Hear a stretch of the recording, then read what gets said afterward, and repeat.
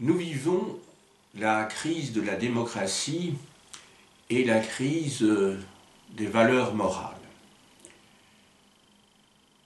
Crise de la démocratie qui est provoquée, ou en tout cas au moins entretenue, par la démagogie et le populisme de certains, mais qui trouve évidemment son fondement dans une crise sociale et dans le désarroi des populations dans le cadre de l'exploitation capitaliste. On dénonce de plus en plus souvent, et souvent à juste titre justement, les pseudo-intellectuels, ceux qui ont leurs avis sur tout et qui sont invités régulièrement sur les médias pour s'exprimer sur l'actualité, où ils donnent davantage leurs sentiments que les résultats d'une réflexion et d'une analyse approfondie.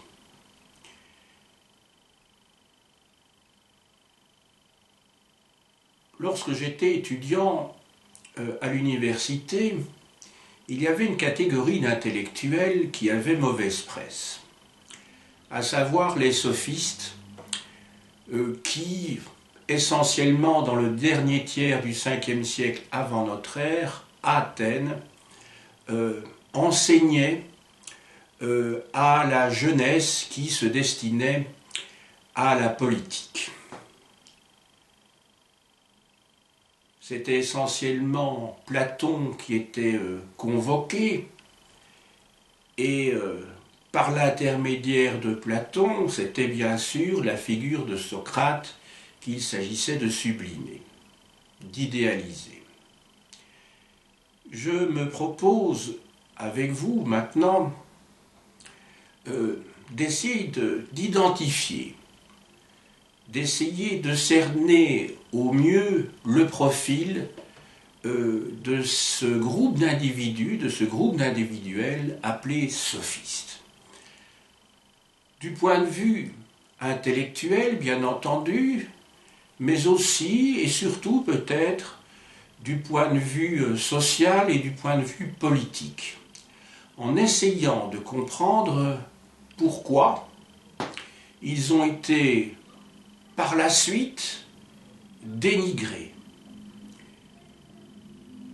D'où vient tout d'abord le mot sophiste? Il vient d'un mot grec, sophia, qui veut dire la sagesse. Mais encore, que comprendre sous ce terme de sagesse? On va essayer de voir si le substantif qui en a été tiré, les sophistes, correspond bien à l'étymologie d'où il est tiré. Je me propose ici de suivre un plan en deux parties.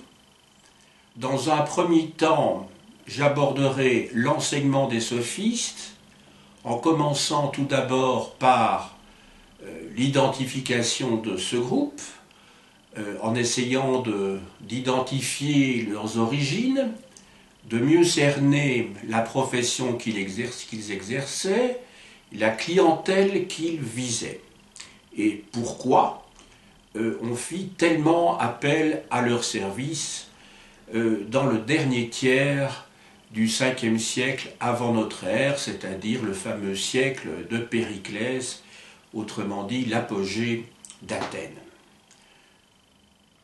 Toujours dans cette première partie consacrée à l'enseignement des sophistes, j'aborderai leur méthode et j'aborderai les valeurs qu'ils défendent. Ensuite, dans une deuxième partie, il sera question de l'opinion publique et du contexte religieux, politique et militaire, contexte qui peut expliquer l'image désastreuse qui a pu être donnée par la suite aux sophistes et que l'on retrouve encore bien souvent dans les histoires de la philosophie. Enfin, en conclusion, je terminerai par un procès qui fit beaucoup de bruit et qui n'arrête pas, qui n'en finit pas de résonner à nos oreilles aujourd'hui, à savoir le procès de Socrate. On essayera de comprendre pourquoi ce philosophe, dont il ne reste pas de traces écrites, puisqu'il n'a pas laissé d'enseignement écrit, et que nous connaissons pratiquement uniquement, pas tout à fait, mais pratiquement uniquement, essentiellement en tout cas, par les dialogues de Platon, son disciple. En épilogue, j'essaierai de tirer un certain nombre d'enseignements généraux de cet épisode de l'histoire de la philosophie. Je commence donc par l'enseignement des sophistes, et je vous avais dit que dans un premier temps, j'essaierai de les identifier. D'où viennent-ils tout d'abord? À Athènes, ce sont des étrangers, ceux que l'on appelle des métèques. Et ce terme n'a rien du tout de péjoratif dans l'Antiquité, comme ce sera le cas beaucoup plus tard, en tout cas de nos jours. Parmi ces métèques, ces étrangers qui viennent d'autres cités grecques, parfois lointaines, il y a Protagoras, il y a Gorgias, qui sont bien connus par des dialogues de Platon, il y a aussi Prodicos et Hippias, qui le sont peut-être un peu moins. Les sophistes, ce sont des professeurs de morale et de rhétorique. Leur clientèle, ce sont des aristocrates, des jeunes aristocrates qui ont les moyens de payer leurs services, leurs enseignements, et qui se destinent à devenir des hommes politiques. Pourquoi font-ils appel à eux? Parce que on se rend compte, dans la deuxième moitié du 5e siècle avant notre ère, que pour pouvoir réussir en politique, il faut d'abord bien parler. Non pas pour briller, et c'est là-dessus justement, c'est un des éléments sur lesquels on a à choper en parlant des sophistes, ce n'étaient pas des gens qui cherchaient à enseigner des ficelles, des trucs à leurs élèves, à leurs étudiants, pour pouvoir convaincre en auditoire avec des arguments, je dirais, qui seraient soit démagogiques, soit qui leur permettraient d'attirer des voix parce qu'ils s'exprimeraient bien. Non, ce n'est pas cela. En fait, ce sont des maîtres de l'argumentation, ce qui est beaucoup plus profond. Ce sont donc des maîtres de la parole, mais pas de la parole dans ce qu'elle a d'apparent. Mais non, il s'agit au contraire de pouvoir argumenter, autrement dit de philosopher de telle manière que l'auditoire que l'on vise, auquel on s'adresse, soit convaincu, mais convaincu par des arguments rationnels. Cette idée de raison, je vais y revenir dans un instant. Je vous ai dit qu'ils sont aussi des professeurs de morale, et tout à l'heure, enfin dans quelques minutes, j'aborderai justement le programme des valeurs qui sont les leurs. Leur méthode et son application. Je viens de dire que pour les sophistes, la raison est primordiale. Donc ce ne sont pas des vendeurs de poudre, de perlimpinpin, ce sont au contraire des gens qui exercent la raison, qui cherchent à apprendre à argumenter. Leur méthode, c'est donc la raison, mais une raison qui a une particularité, c'est d'être une raison critique. Cette raison critique signifie que lorsque l'on pense, et il s'agit de penser ici au sens premier, au sens plein du terme, lorsque l'on pense, il faut juger les choses, la situation, en départageant le vrai du faux. Et je rappelle que le mot crise vient du mot, comment dirais-je, le terme jugement vient du mot krinein, qui a donné le mot crise en français, mais crisis, c'est le jugement, justement. Alors que critiquent-ils? Parce qu'ils ont un objet dans leur critique. Ces sophistes critiquent la morale traditionnelle.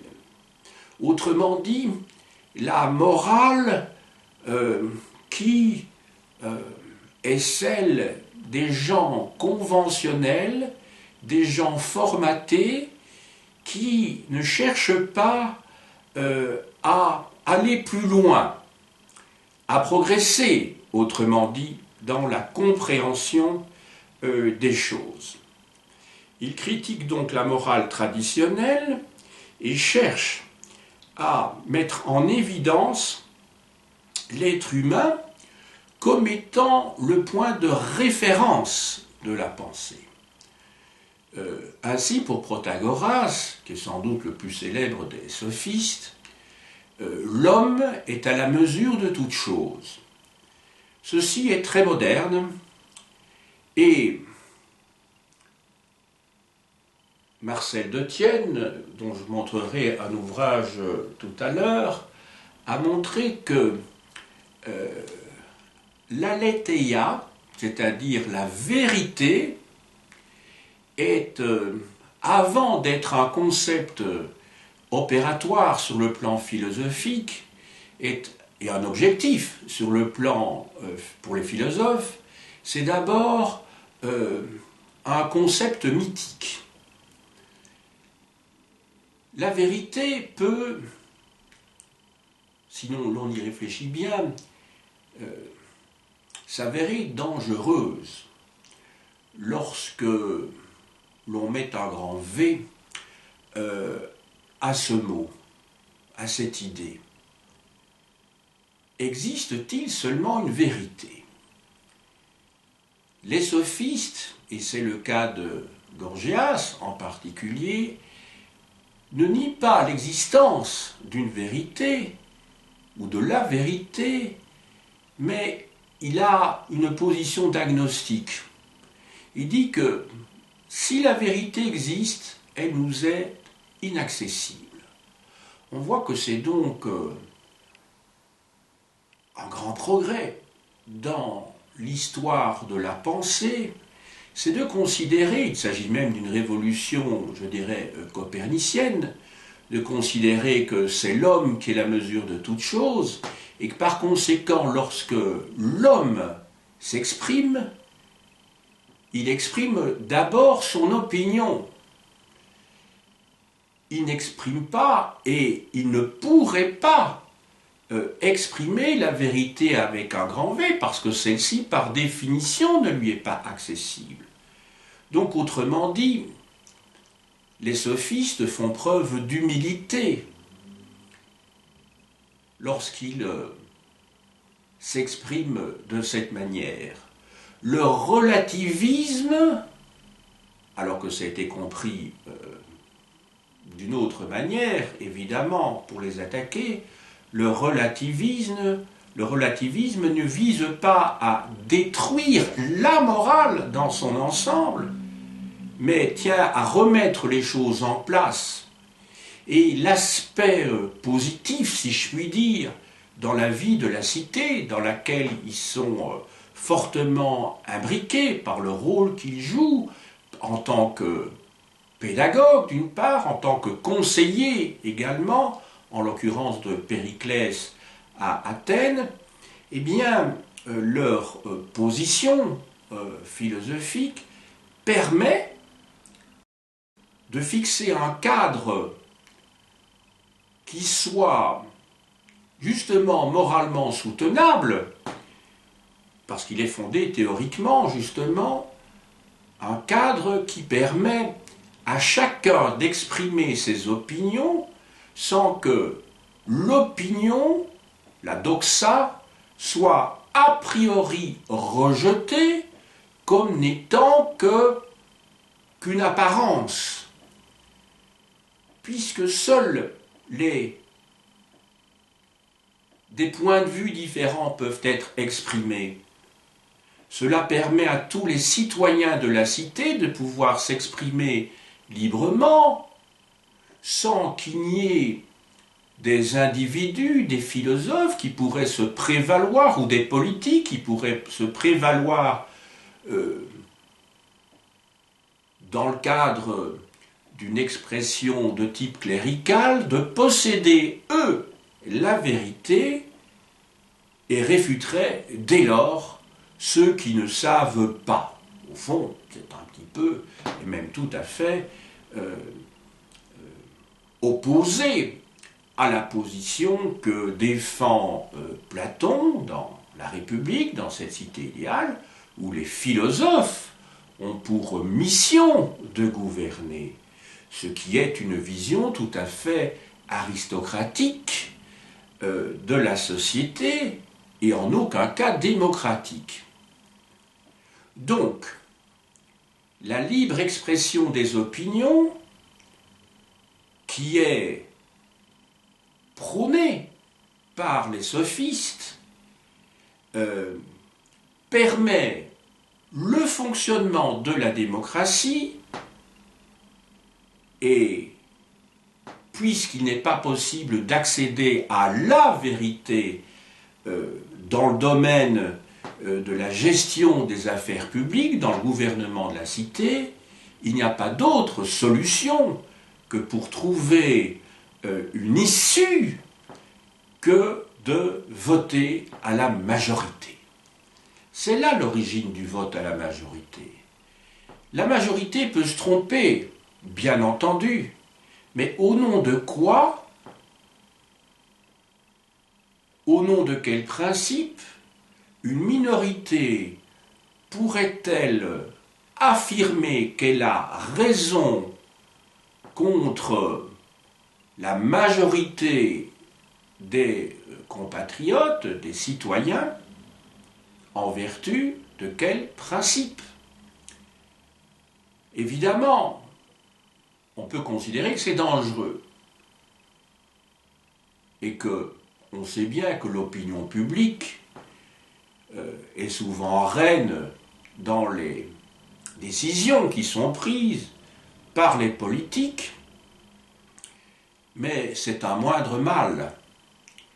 Il serait beaucoup plus dangereux de considérer que certains individus, parce qu'ils possèdent une intelligence supérieure, parce qu'ils sont plus âgés et ont donc une expérience plus longue, eux pourraient mener le gouvernement de la cité.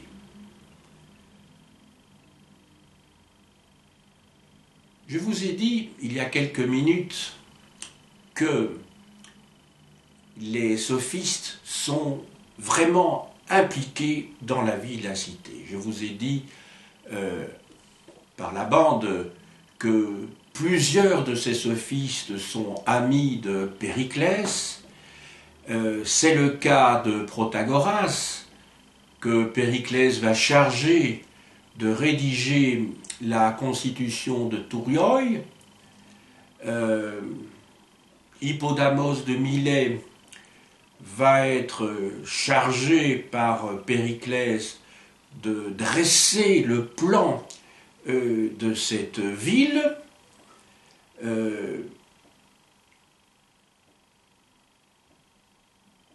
Maintenant, quelles sont les valeurs? Quelles sont les valeurs des sophistes, celles qu'ils défendent en tout cas? Ces valeurs, ils les défendent à contre-courant, parce qu'ils sont sans doute en avance sur leur temps. C'est le paradoxe. Je vous ai dit il y a quelques minutes que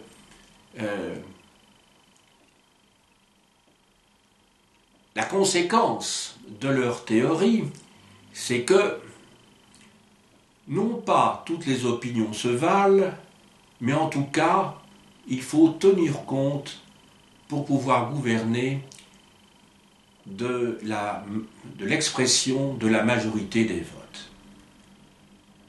Il se fait que l'opinion athénienne, à l'époque où eux vivent, c'est-à-dire dans le dernier tiers du 5e siècle avant notre ère, l'opinion leur est défavorable. Alors, je ne suis pas ici pour jouer du paradoxe. Je ne dis pas que l'opinion publique avait tort, et aurait-elle eu tort? En fonction de quels critères aurait-elle eu tort? Cette opinion publique s'exprime en fonction d'un contexte. Et on ne voit pas pourquoi un historien qui vit 2 millénaires et demi pratiquement après ces événements pourrait dire « Voilà, moi, je m'institue en juge en disant que les sophistes avaient raison contre la majorité des citoyens. » Mais ce qui est sûr, c'est qu'ils ne vont pas dans le sens de l'opinion publique de leur temps. Certains de ces philosophes défendent en effet des idées qui ne sont pas dans l'air du temps. Ils défendent tout d'abord le panhellénisme à une époque où les cités grecques se font la guerre entre elles. Donc ils défendent l'idée que les Grecs, puisqu'ils ont une origine commune, puisqu'ils parlent la même langue, puisqu'ils ont la même religion, eh bien, ça n'a pas tellement de sens qu'ils se fassent la guerre. Je pense ici, bien entendu, à la guerre du Péloponnèse, à l'époque qui nous intéresse. Gorgias défend cette idée que les Grecs sont tous des frères. Il y a ensuite Antiphon qui, lui, refuse le repli sur soi des Grecs. Il va donc encore plus loin que Gorgias, et il explique que tous les hommes sont frères et qu'il n'y a pas de différence essentielle au sens premier, fondamentale, entre d'une part les Grecs et d'autre part les barbares, c'est-à-dire les non-Grecs. C'est une idée évidemment tout à fait révolutionnaire, mais qui ne peut que tomber à plat à cette époque-là. Il ne faut pas oublier que le premier tiers, les 20 premières années du 5e siècle avant Jésus-Christ, a été marqué par les 2 guerres médiques, ou guerres persiques, ce qui est un petit peu plus juste pour les exprimer, et que cela a fortement marqué l'identité grecque, et en particulier l'identité athénienne. Les Grecs se sont sentis d'autant plus grecs qu'ils l'ont emporté sur cet agglomérat de peuples dominé par le grand roi, des Perses, et ils sentent qu'ils ont une originalité profonde. Tous ces propos, donc, tenus par les sophistes, sont profondément, donc, subversifs.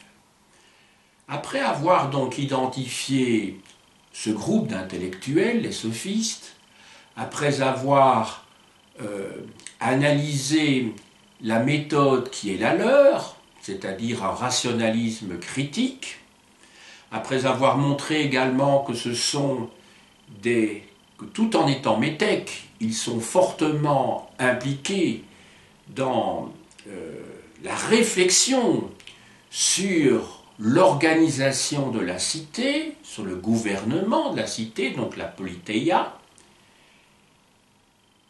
Après avoir expliqué aussi que les valeurs qu'ils défendent sont bien des valeurs morales et des valeurs de haute morale, qu'il ne s'agit pas de réagir face à l'événement de manière opportuniste. Et je vous ai montré donc que ces valeurs, ces idées ne sont pas reçues et ne peuvent pas être reçues à l'époque qui est la leur, qui est une époque de guerre, où la différence est ce qui prévaut dans l'opinion des gens. Ça nous rappelle, évidemment, ça nous renvoie plutôt à notre époque. Inutile de donner les exemples trop nombreux que nous vivons maintenant, approchant des années 2020. Quelle a donc été la réaction des milieux conservateurs, parce que ce sont essentiellement les milieux conservateurs qui se sentent visés, autrement dit l'establishment, ceux qui tiennent le haut du pavé, ceux qui sont les gardiens de la morale traditionnelle. Je vous ai dit il y a quelques minutes que l'opinion publique régente souvent le gouvernement de la cité et donc la politique. On va essayer de voir quels sont les aspects religieux, les aspects politiques et les aspects militaires du contexte de l'époque qui expliquent la réprobation de l'opinion publique face aux sophistes.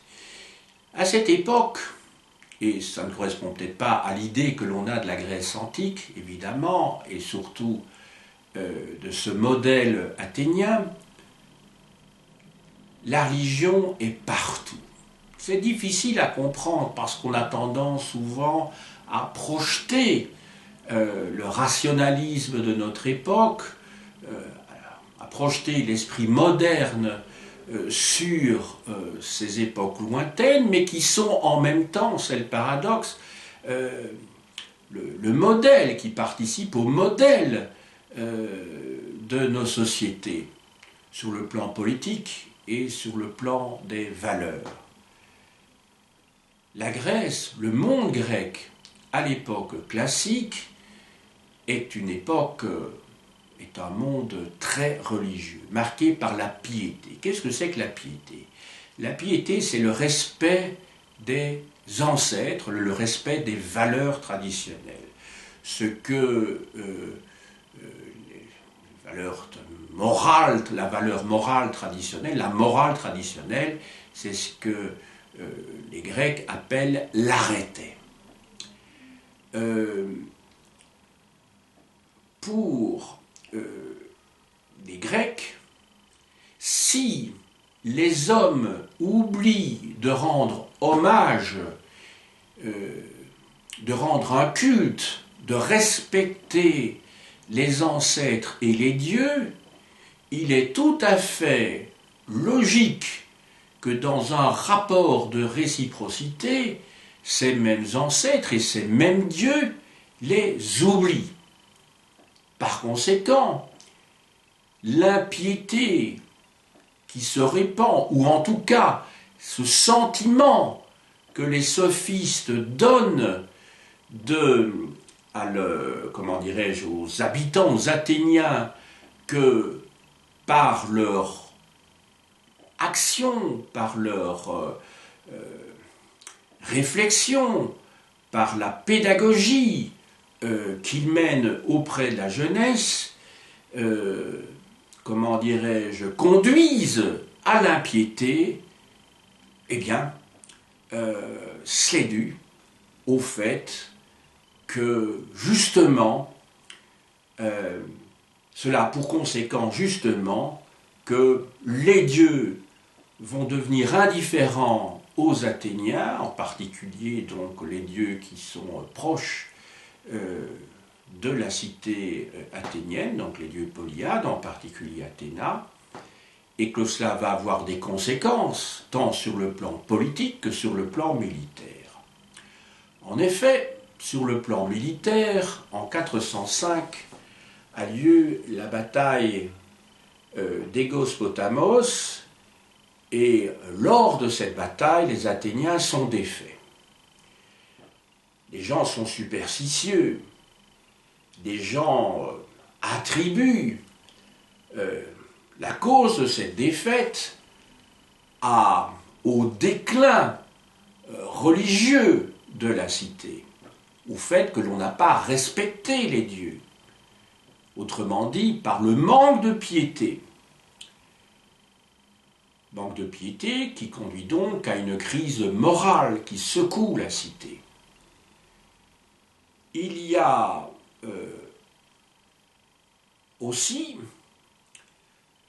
ou plutôt à titre d'exemple, le dramaturge Aristophane, qui a écrit de nombreuses comédies, qui se pose en défenseur des valeurs morales, de l'arrêté, justement. Il s'oppose ainsi aux sophistes dans plusieurs de ses pièces. Il a une influence considérable, puisque ses pièces sont par définition jouées en public.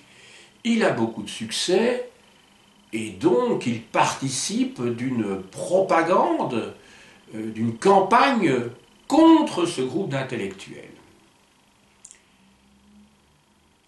Sur le plan politique aussi, à l'extrême fin du 5e siècle avant notre ère, se met en place une dictature collective que l'on appelle la tyrannie des 30. Or, il se fait que certains élèves des sophistes défendent ce type de gouvernement en expliquant que si le peuple est faible, l'homme fort n'a pas à se soucier des lois, puisque de toute façon, il pourra les nier.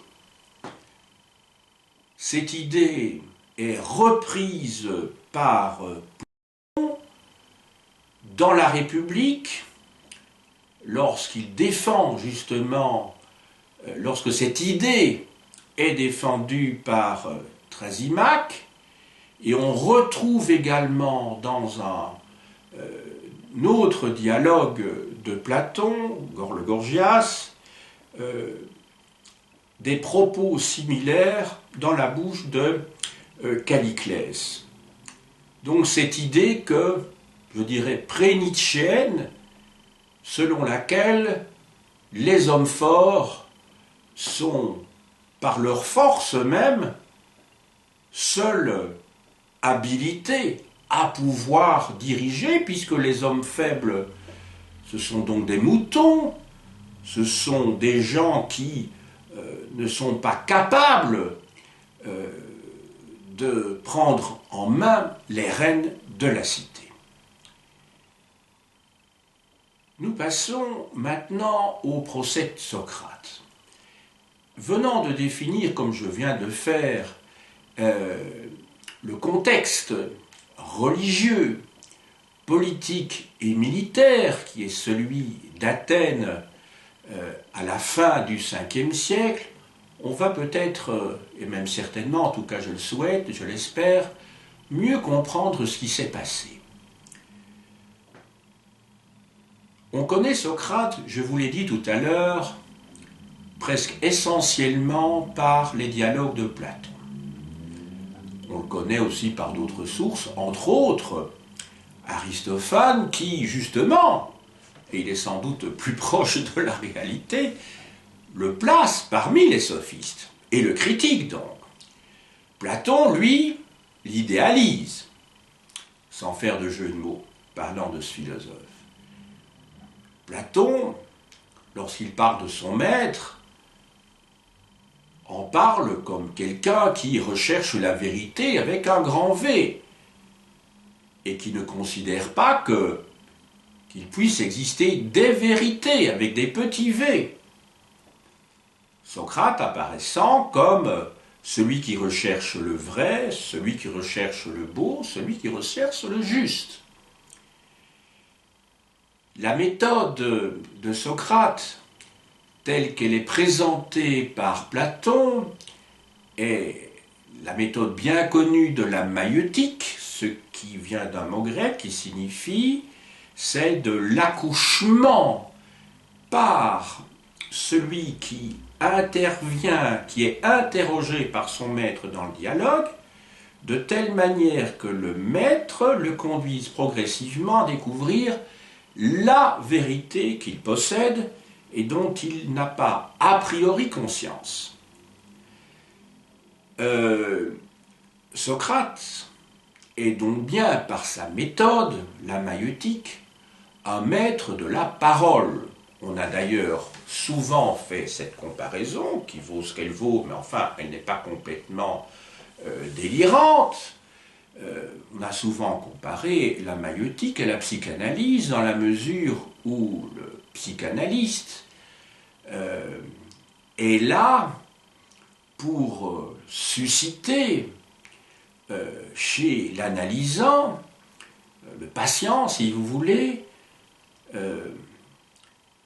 des pistes qui vont conduire ce dernier à se libérer, à libérer sa parole, et c'est l'expression même de sa parole qui va l'émanciper, c'est-à-dire, au sens premier, au sens littéral, le faire sortir de l'esclavage qui était le sien, puisqu'il était prisonnier de préjugés, prisonnier de l'ignorance, et que, progressivement, la vérité va se faire jour.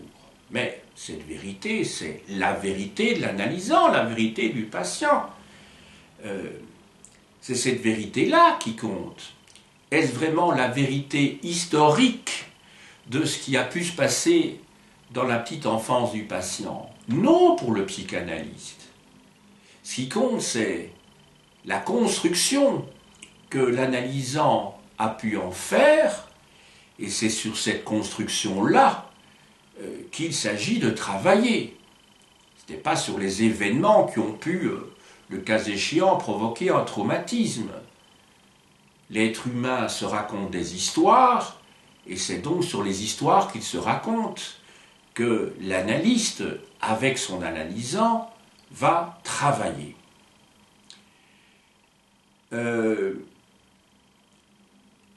Pourquoi donc Socrate a-t-il été condamné? Il a été accusé en 399, donc au tout début du IVe siècle avant notre ère. Il a été accusé de deux choses. La première, la plus importante, c'était qu'il corrompait la jeunesse. Comment corrompait-il la jeunesse d'après les autorités qui vont bientôt le condamner? Il la corrompait, il la pervertissait parce que il critiquait la religion et cette critique, en fait il ne critiquait pas la religion, il exerçait l'esprit critique de ses disciples sur toute forme de situation, tout simplement.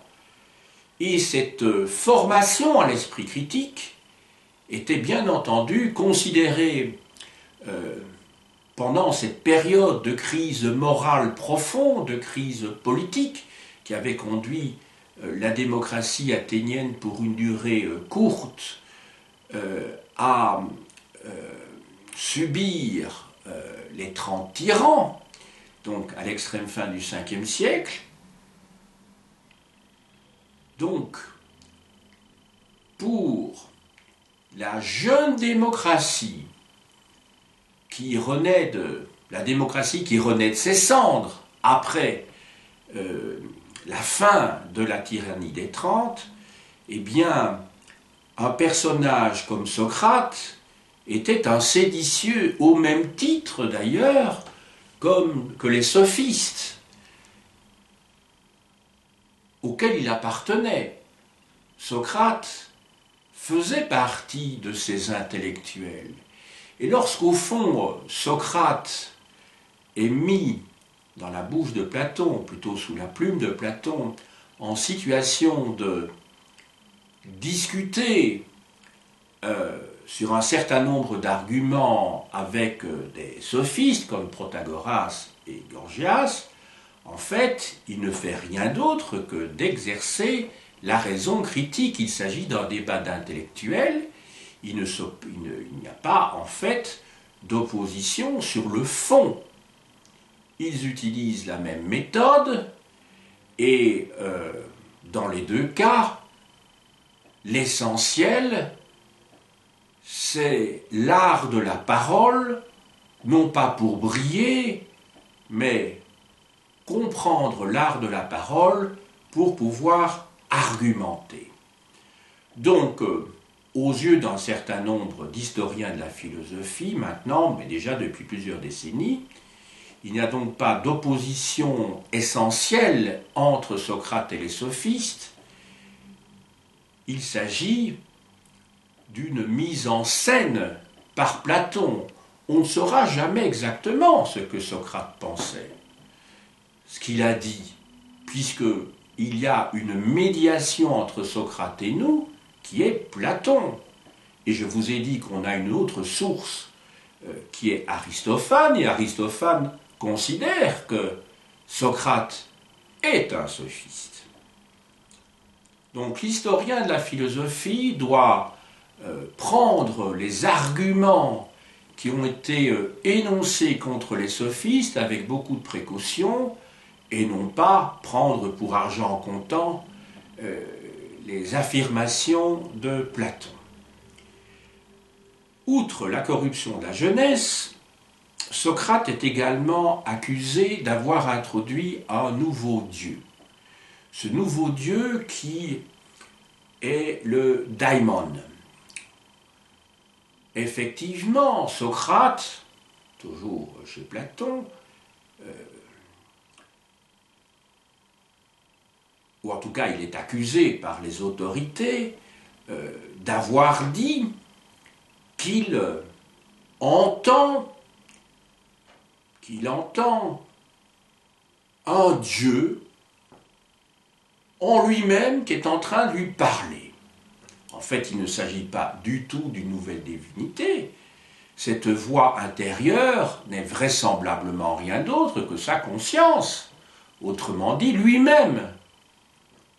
Donc là aussi, il faut être très prudent. En tout cas, sur base de ces deux arguments, corruption de la jeunesse, auquel il insufflerait un esprit d'impiété, de non-reconnaissance des valeurs de la cité, et d'autre part, l'introduction d'une nouvelle divinité, ce fameux daimon qui ne serait rien d'autre en fait que sa conscience. Sur base de ces deux accusations, il est condamné à boire la ciguë, qui est un poison, et que d'ailleurs il va boire sans aucune difficulté, considérant que finalement c'était la loi de la cité, quand bien même la cité se tromperait-elle dans son jugement. Donc on voit qu'ici, même dans cet acte final, il s'agit encore d'un comportement sophistique, puisque il ne s'agit pas de savoir qui a la vérité, même si dans l'apologie de Socrate par Platon, il apparaît très clairement que c'est Socrate qui possède la vérité, mais ce qui est sûr, en tout cas, c'est que la vérité, ici, se trouve du côté du plus fort. Il ne s'agit pas de la vérité, il s'agit d'une vérité de type politique et non pas de type philosophique qui prévaut in fine. J'en arrive à ma conclusion. On a vu que sur le plan méthodologique et en termes moraux, sur le plan des valeurs, les sophistes sont finalement très proches de nous. Ils annoncent d'une part l'universalisme, on l'a vu avec Gorgias, on l'a vu surtout avec Antiphon. Ils annoncent aussi l'humanisme. en mettant l'homme au centre de leurs préoccupations. Par conséquent, on peut considérer que dans leur postérité se situent les dires, le fameux propos de Paul de Tarse, l'apôtre des gentils, qui dit que à partir du moment où le Christ est venu, le Messie est venu, il n'y aura plus ni juif ni grec, ni maître ni esclave, ni homme ni femme, etc. Donc l'idée d'universalisme surgit par opposition justement à l'idée majeure qui prévaut à cette époque-là, celle d'une identité fondamentale qui est celle des Grecs par rapport aux barbares, qui est au fond un sentiment de type, si pas raciste, ben, ils étaient racistes, au moins de type xénophobe. Il y a ensuite l'humanisme que je viens d'évoquer et qui se met en place tout doucement, à partir de la deuxième moitié du XIVe siècle à Florence, qui va devenir, je dirais, la philosophie dominante parmi les intellectuels, en tout cas le regard, le terme philosophie dominante est peut-être un terme à choisir, mais en tout cas le regard que les intellectuels vont porter certainement dans la première moitié du XVIe siècle, avec des gens comme Erasme par exemple, sur leurs congénères. L'humanisme qui place, je le disais, l'homme au centre des préoccupations, alors que l'époque médiévale plaçait Dieu, la religion, au centre des préoccupations, à partir de laquelle il fallait partir. Donc on peut dire que d'une certaine manière, l'humanisme qui est inventé encore aujourd'hui, en tout cas dans certains milieux, trouve sa source chez les sophistes. Donc il ne s'agit pas d'un groupe qu'il faut déconsidérer au profit d'autres, parce que souvent les sophistes ne sont qu'un faire-valoir pour Socrate et pour Platon, et apparaissent toujours comme des révélateurs de la crise morale et politique de la cité, alors qu'en fait, peut-être pas du tout, il faudrait peut-être retourner tout à fait la situation, la vision, le regard que l'on a pour mieux comprendre les choses.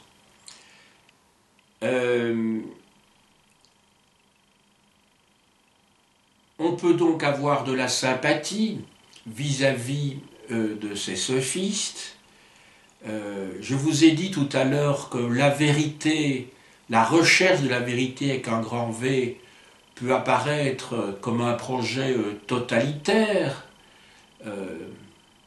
comme le monothéisme, intolérant, alors que la recherche des vérités, mais qui peut être une recherche très sérieuse, ou plus exactement, plutôt que la recherche des vérités, le respect de la perception par nos congénères de ce que eux considèrent comme leur vérité peut être un acte de tolérance, il l'est certainement, permet de vivre ensemble dans une démocratie, et ce regard pluraliste est peut-être la condition sine qua non nécessaire à la survie d'une communauté.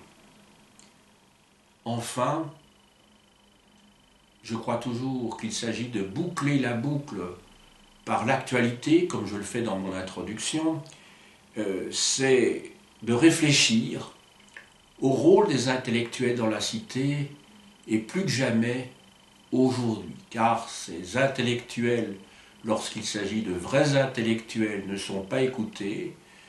C'est vrai que les intellectuels ont une lourde responsabilité, souvent ils s'enferment dans leur recherche étroite sur le plan universitaire, ils ne descendent pas dans l'arène et ils ne sont plus dès lors des intellectuels au sens où ce terme va naître en France à la fin du XIXe siècle, au moment de l'affaire Dreyfus, où des savants, des écrivains sont descendus dans la rue pour défendre des causes sur le plan politique, plus tard sur le plan social ou humanitaire, qui devaient l'être, alors qu'aujourd'hui, à part quelques voix, mais bien rares, les intellectuels auxquels on donne la parole, ce sont des intellectuels qui font de l'audience. Vous voyez de qui je veux dire, et sont-ils d'ailleurs des intellectuels, tout court, même au sens de la fin du XIXe siècle? Je ne le crois pas. Je vous montre maintenant quelques livres, comme à l'accoutumée.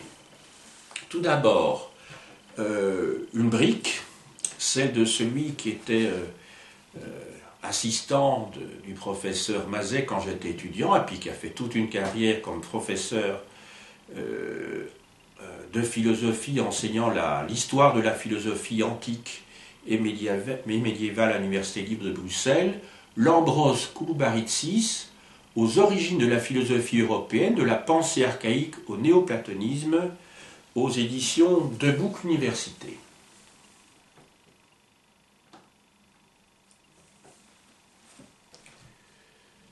Ensuite, Marcel Detienne, que j'ai cité, Les maîtres de vérité dans la Grèce archaïque. Donc c'est un ouvrage qui réfléchit, qui est un examen approfondi sur ce terme, sur ce concept d'aletheia, qui est à l'origine un terme qui appartient à l'univers mutique et qui va progressivement être récupéré par la réflexion philosophique plus tard. Donc aux éditions Maspero.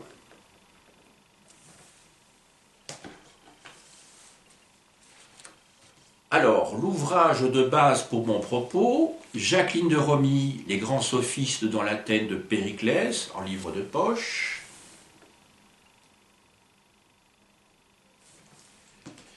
Du même auteur, Problème de la démocratie grecque, qui considère le contexte que j'ai évoqué tout à l'heure et qui permet de comprendre justement l'émergence des sophistes dans la collection Agora, en pocketbook, de Claude Mossé, Politique et société en Grèce ancienne, le modèle athénien, Champ Flammarion.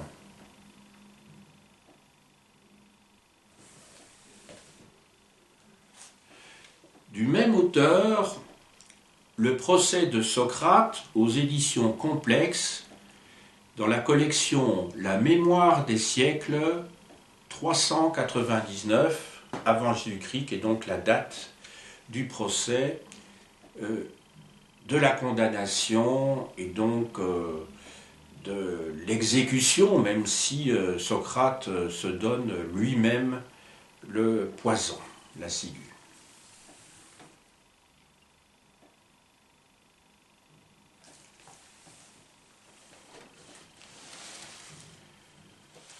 Un ouvrage ancien, mais d'un grand auteur, Louis Gernet, comme collaborateur André Boulanger, dans la collection L'évolution de l'humanité chez Albin Michel, Le génie grec dans la religion.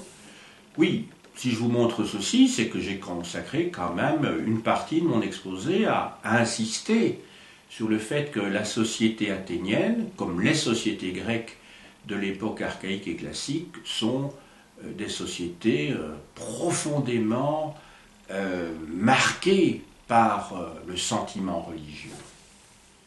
Alors, de mon maître Roland Craé, La religion des Grecs, chez Labor, ça a été réédité dans la collection Complexe. Je vous montre la première page, parce que je ne sais pourquoi sur la page de couverture son nom n'apparaît pas. Et alors, ce qui est encore plus fou, c'est que sur le dos, sur la tranche, il est simplement indiqué problème. Donc là, vous voyez, c'était à minima. Jean-Pierre Vernant, qui a profondément marqué la deuxième moitié du XXe siècle quant au renouvellement de l'histoire de la pensée religieuse et mythique en Grèce ancienne. Alors il écrit en premier ouvrage, mais qui était essentiel sur la naissance de la cité grecque et son influence, enfin en tant que cadre pour le développement de la pensée grecque. Donc les origines de la pensée grecque, en grand classique, publié aux Presses universitaires de France dans la collection Quadrige.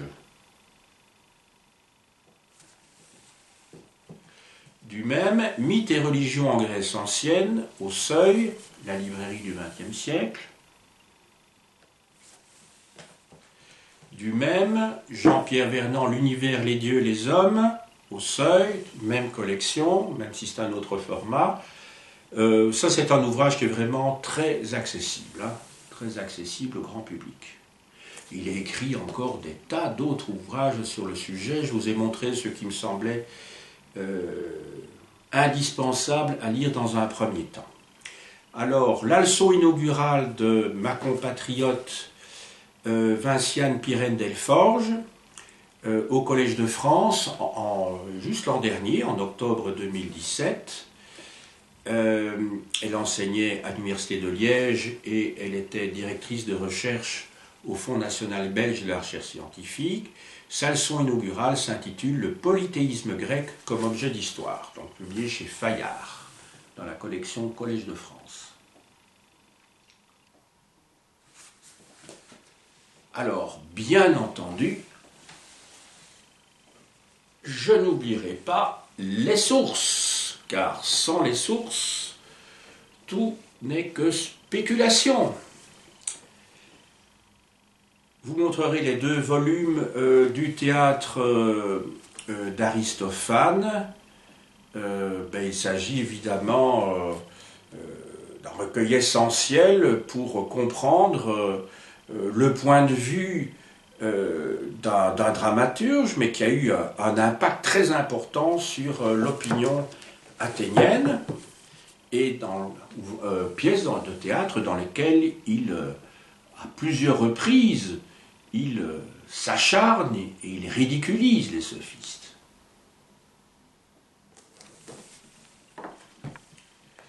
Alors, une source essentielle pour les historiens de l'Antiquité, c'est une source de l'Antiquité, justement. Ce sont les vies, doctrines et sentences des philosophes illustres de Diogène Laërce, publié ici en traduction dans la collection Garnier-Flammarion. Je vous montre le tome 2, dans lequel vous trouverez la biographie écrite par Diogène Laërce sur Protagoras. Dans la même collection de Platon, vous avez toute une série de volumes, bien sûr, mais vous avez le Protagoras et autres dialogues. Vous avez donc Protagoras et Gorgias.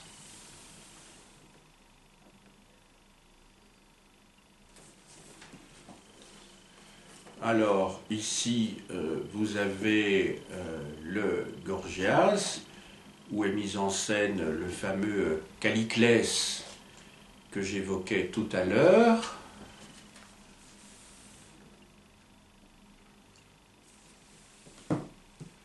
Et enfin, la République, où Platon met en scène, comment dirais-je, Thrasymachus, qui défend l'idée de la prise du pouvoir par l'effort, annonçant d'une certaine manière ainsi, ou justifiant anticipativement les positions qui seront prises plus tard par Nietzsche et qui seront reprises par le nazisme et Hitler.